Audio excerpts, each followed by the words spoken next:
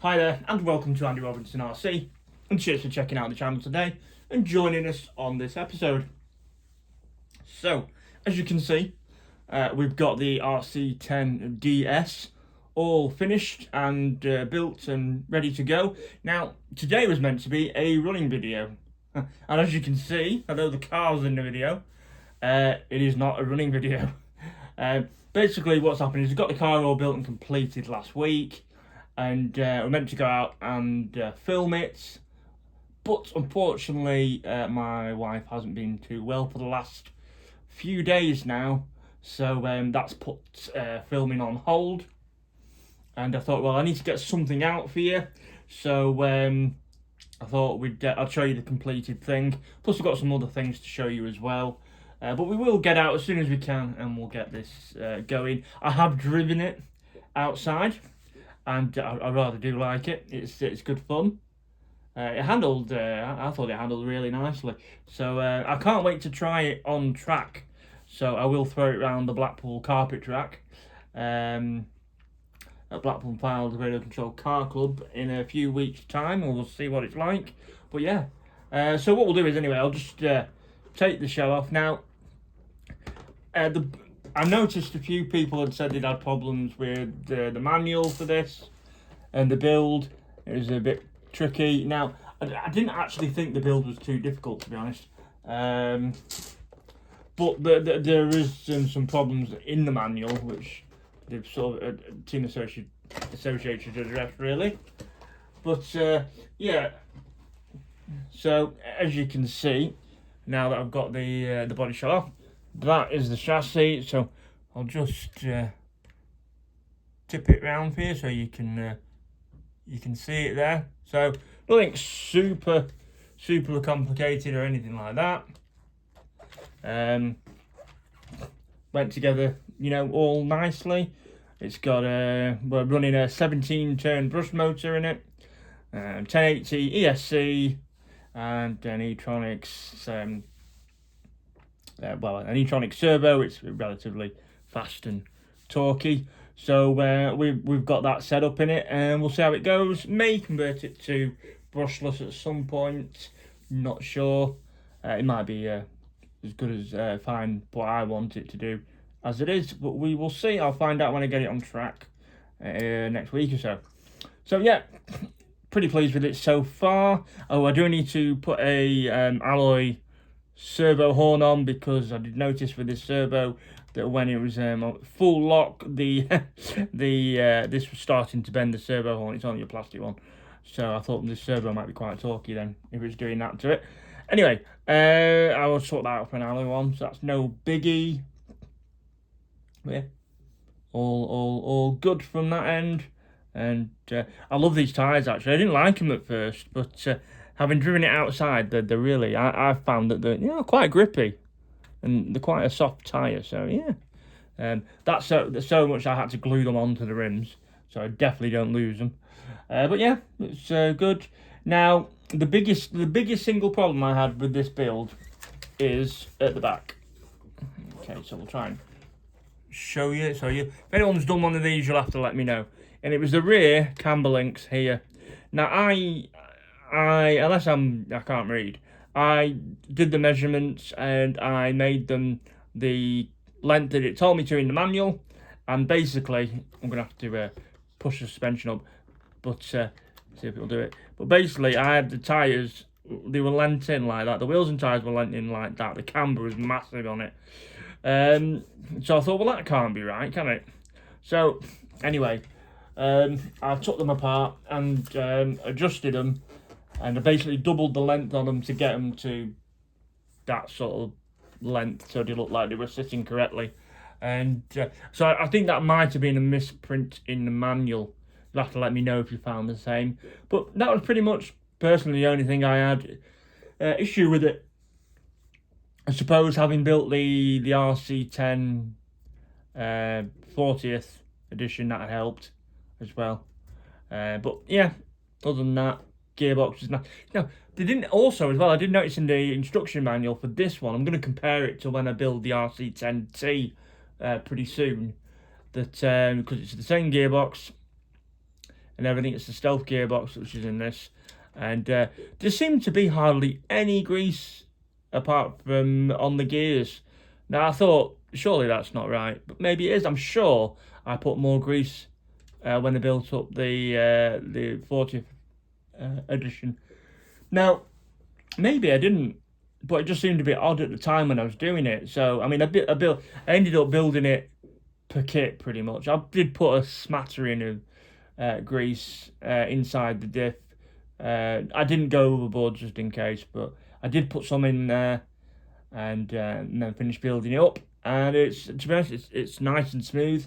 It's nice and quiet, so it must be right, or it's definitely right now.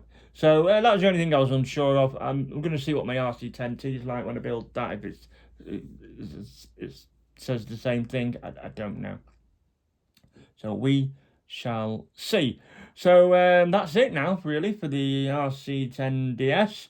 The only tricky bits I found with the body, actually, I probably spent more time faffing with the body shell than I did with anything else.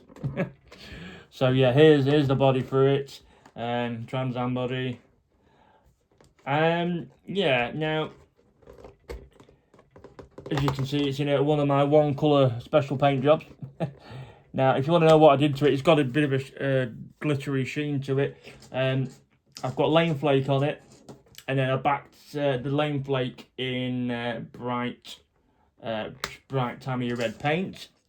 So I was quite happy with that. It looked all right. It was. I didn't have a clear mind, a clear idea what I was going to do with the body, to be honest, and I was just seeing what paints I had. So I seem to have loads of bits of paint cans left. So anyway, the red was it was a new can, and I thought it's quite a big body, so I thought I'd better use a fresh can on it anyway. So we used the lane flake and the red to get the colour. Hope it probably doesn't show up too much on the camera with the lane flake in, but it does look quite nice out in the sunlight. Now, as I say, the issue was that it's quite a big body and there's a lot of body shell at the back here. Now, unfortunately, when we cut this out, you get a guy, your front arches have a line round to cut them, your rears don't. Now, it's entirely my fault. Probably should have left a bit more meat on the bone, as they say, around the rear arch. So when it was cut out, it was a bit thin there, and it slightly cracked. And it did on both sides, because I did the same mistake twice. So, and I thought, oh, that's not going to be good. That's going to be a bit flimsy. So what I've ended up doing is I ended up putting some clear Gorilla tape on the inside to support it. And then I used some aluminium tape that I had as well. But the thing I did that is I was strengthening it at the back with the aluminium tape. And it then, because the paint isn't overly thick, even though there's quite a few coats on it, it looked brighter because of the silver tape shining through. So I then had to cover the entire shell in silver alloy tape, really. I mean, it's not a disaster. It's going to strengthen up the whole thing. But, yeah. So really what I should have done is back the body shell in white, shouldn't I? But, you know, with me going to race it, I didn't want to... Again, I don't like spending loads of money on paint cans for bodies if I'm going to race them and they're going to get battered about on a racetrack. So, yeah. So anyway, putting the alloy tape all over it. And it looks all right. I'm still happy with how it's turned out. It just could have been a bit better, really. But there you go. You live and learn. And we'll see. I mean, it seems all right now, you know. So it is what it is, as they say. But so, yeah, that's the RC10DS. I'll probably go over a few things again when I do that video, but we're going to get this running next, when we're able to get a clear day, and again when my wife's feeling a bit better. So let's have a swap around. Now this one I know you haven't seen yet because it's been hiding in my wardrobe. So, vintage buggy fans, I'm sure you'll pretty much know what this is. This is a 1985 Marui Galaxy RS buggy. So this is cool. This is in really super condition. I picked it up a while ago. I've just not had it on the channel, but I picked it up a while ago. It's lovely condition. Unfortunately, the original wing is broke. It came with it, but it, as you can see, it's broken. The 2 mounting points there. It's the point. It's fine here on where it mounts to the roll cage, but it's brittle, and it just said no. I've had enough. Sorry. So that went goodbye. So I've got a wing for it now. It isn't a Maru wing. It's actually a nosey JRX2 wing, but I held it up to it and I thought that was quite cool. So I'm probably going to use it unless there's somebody come across a rear wing for a Galaxy RS. So anyway, so there's that. They also do a red version of this as well. So obviously where it's blue, it's red. Now, I don't know if there's much difference between the two, with one being red or one being black. I don't know if one of them had a better spec motor. I'm sure I watched something actually on Luke's Vintage RC, and he's done both the blue and the red version. I'm sure he said one of them was slightly quicker. So if that's the case, do let me know in the video comments. But I do like this. Now, I did have a Hunter that I really liked the look of, and I did have one, and I ended up having to sell that, unfortunately. So when this came up at good money, I thought, well, a lot of the underpinnings, as you can see, are quite like the Marui Hunter. So I thought, yeah, I'll go for that. And I've seen a few of these over the last few years and thought, it is a damn cool buggy. So this is one to get running. It's got no electrics in apart from the motor. So yeah, 1985 Marui Galaxy RS. We'll look at getting that done at some point. No time scale on it, just when it happens. Oh, and the tyres, unfortunately, the front ones are all right, but the rear tyres, as you can see there, and they've got dry rot, and they've gone. So I need to get some tyres for it. Again, getting proper tyres for it could be quite difficult. So I will figure something out in case we can't use those. Find a pair of them. So, not the end of the world. Ooh, so sorry, I'm yawning. So yeah, not the end of the world about the tyres, but it's a shame, but it happens when you've got a car that's, that old. Right, so, last but not least, the thing we're going to show you today, now this came to me recently. Now this is a bit cool, this. Well, it's a lot cool. Now, if you are a Tamiya fan, or even a Tamiya fan and you like a lot of the F1 stuff, then here we go. I'm trying to get it so you can see it properly on camera. Well, there you go. That is kit 58012 or 5812, depending on how you look at it. 1979, this came out originally, and it is a Tamiya Ligier JS9 Matra. So, this is in super condition for the age. We were at Inside Live Models last week. It wasn't a race night, it was Cars and Coffee night, which I highly recommend if you've not been. And a friend of ours that comes to the club brought this in with him. And I thought, oh, that looks ace. And we got talking about it. And it's one of his mates that also used to came to the club. So I've got a massive shout out to Tony and Chris Coyne for bringing this in and letting me borrow it to show you.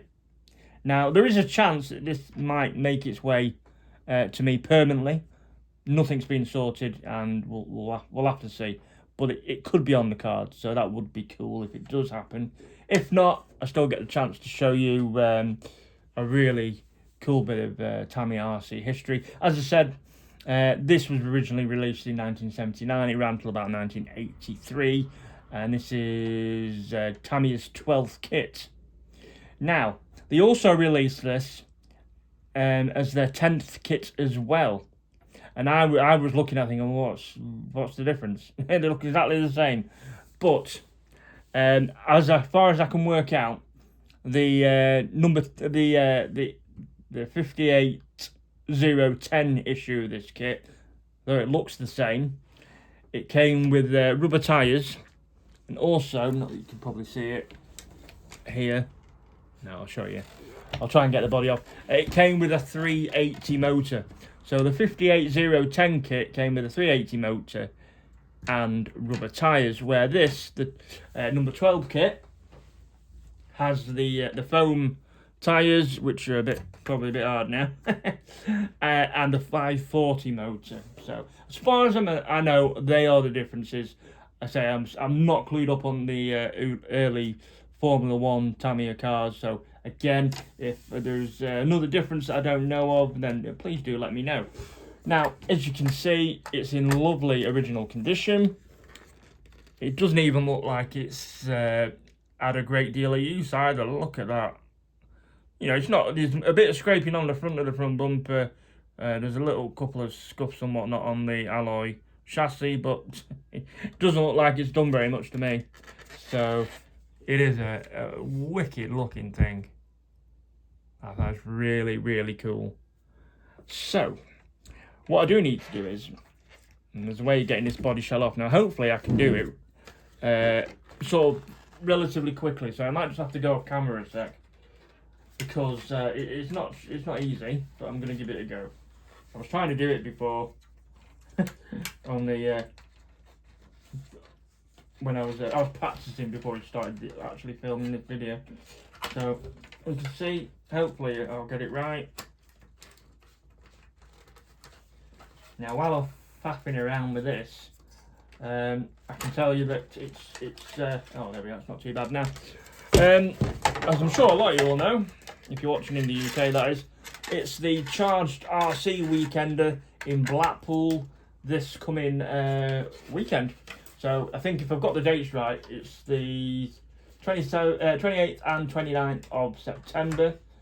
I can't remember exactly without checking the calendar, but I'm pretty sure it is. Anyway, it is this weekend.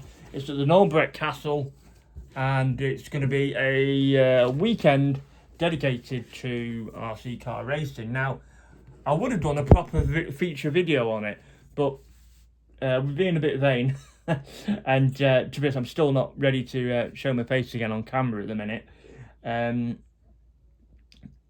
I thought I'd leave it this time around.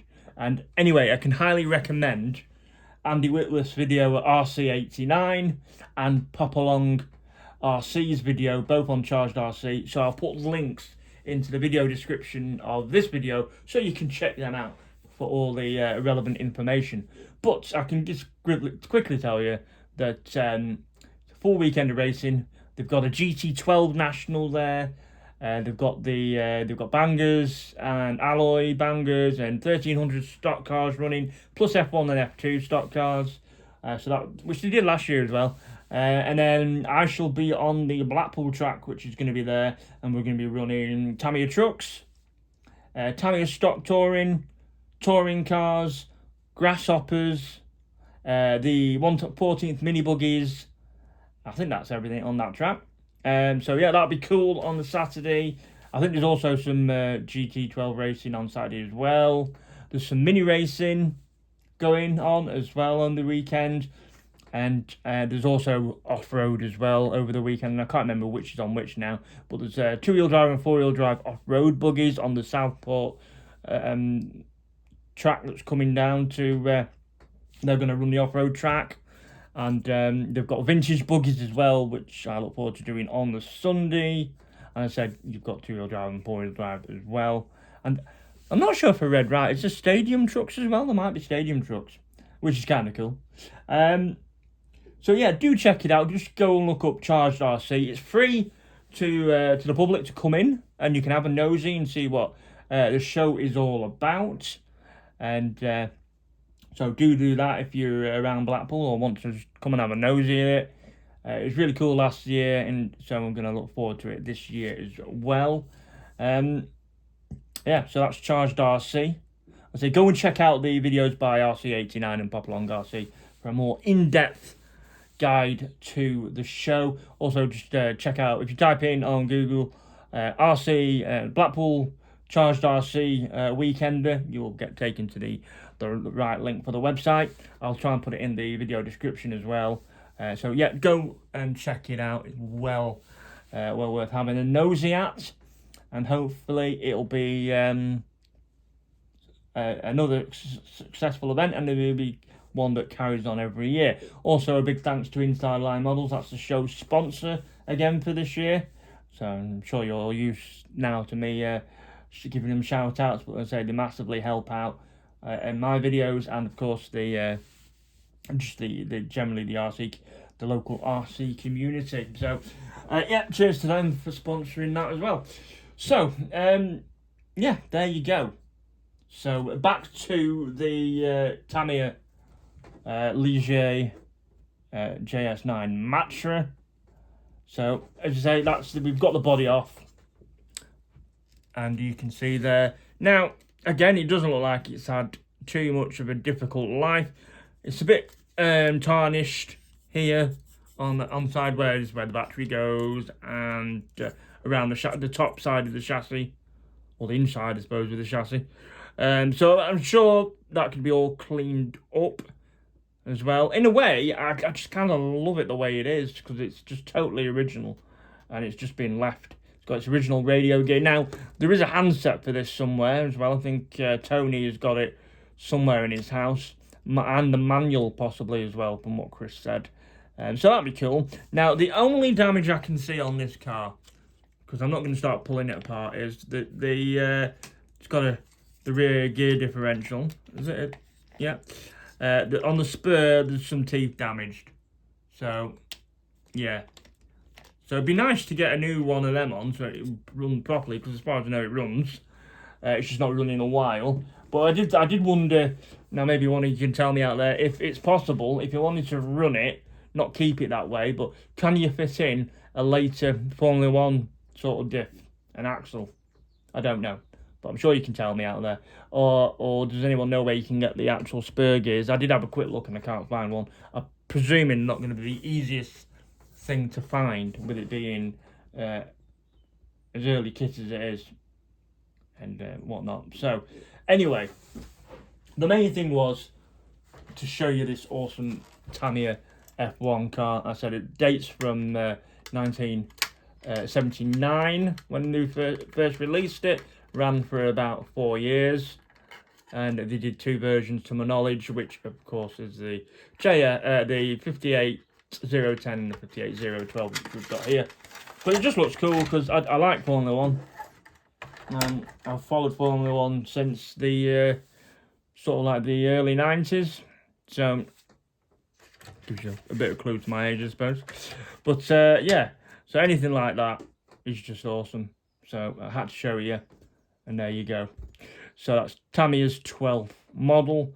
Now, if I do end up being the next owner of this car, then I would like to see it running. I'm sure you would too. Obviously, I won't be thrashing it around anywhere, but we can just get it running, just to see it move. That'd be cool. Okie dokie. Right, I'm going to wrap up this video for now. Hopefully, next one you'll see after this one, we'll have the RC10DS. Still got the RC10T to do. We'll have hopefully the Porsche, Group C car when that's released, and the Tamiya Hornet Evo when that comes out later on in the year now. So that's what's coming up. Probably some other stuff as well that I've forgotten about. So anyway, if you're down at Charged RC this weekend at the Norbreck in Blackpool, do come over and say hello. I'll be on race control at the Staining in Blackpool track, and I'll be around over the weekend. So if you fancy saying hello, please say hello. And I hope you have a good weekend if you are going. Right, I'm going to leave you. I love you now. Cheers for checking this one out. And we'll see you all soon on the next one. Right, take care. And see you later. Bye.